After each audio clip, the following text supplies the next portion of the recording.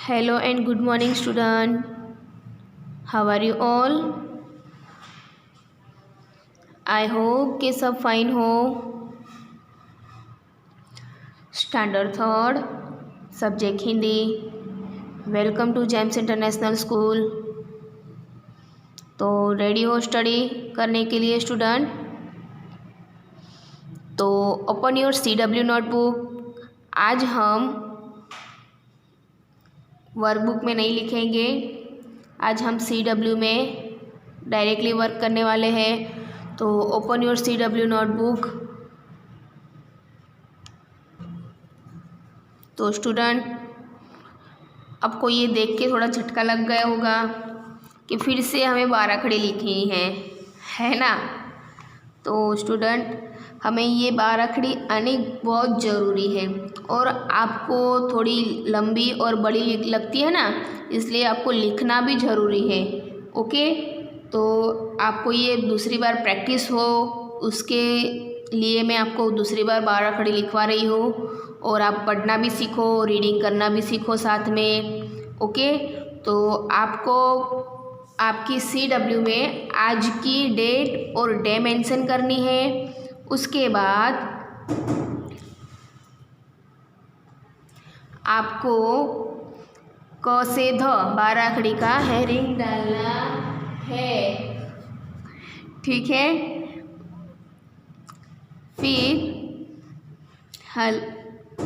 आपको,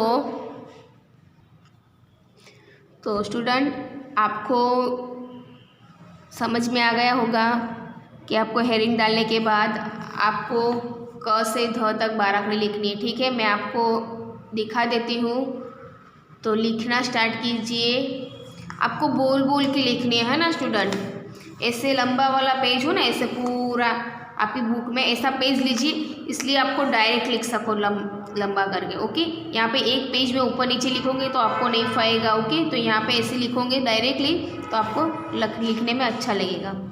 तो आप लिखिए क का के ए, का के डबल ए, की का के आई, की का के डबल ई, कू का के यू, कू का के डबल ओ, के का के ई, कई का के ए आई, को का के ओ, कऊ का के ओ यू, कम का के ए एम और कह का के ए एच.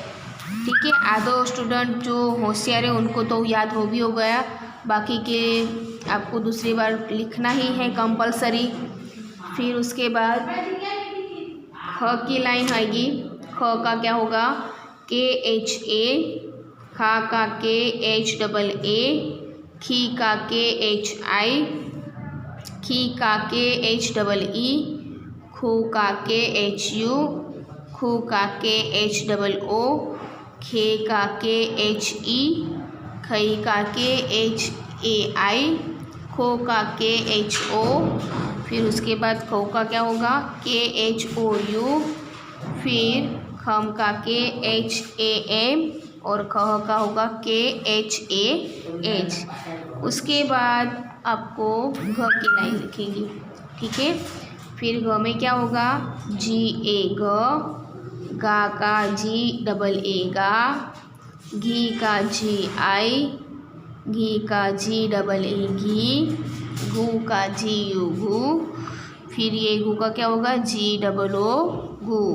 घे का जी ई घे, गई का जी ए आई गई, गो का जी ओ गो. फिर गौ का जी ओ यू गौ. उसके बाद आएगा गम, तो जी ए एम गम.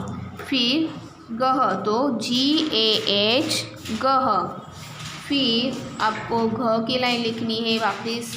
तो ये भी वैसे ही, ये घ का आपको जी आएगा और ये का जी एच लगेगा. ठीक है, तो यहाँ पे घ का जी एच ए, गा का जी एच डबल ए गा, घी का जी एच आई घी, ये घी का आएगा जी एच डबल ई घी, जी. फिर घे का जी एच ई, गई का जी एच ए आई. फिर ये गो का क्या होगा? जी एच ओ गो, गऊ का जी एच ओ यू गऊ. घम का GHAM घम और गह का GHAH गह। फिर ग के क्या बात आती है च, तो च का CHA च, चा का CHAA चा, ची का CHI ची, फिर ये ची का क्या होगा CHEE ची, चू का CHU, चू का CHOO चू, फिर चे का CHE चे, चई का CHAI चई, चो CHO चौ, CHOU चौ, CHAM चम और CHAH चह। फिर हम छ की लाइन पढ़ते हैं, तो आपको भी साथ में बोलना है स्टूडेंट, ओके।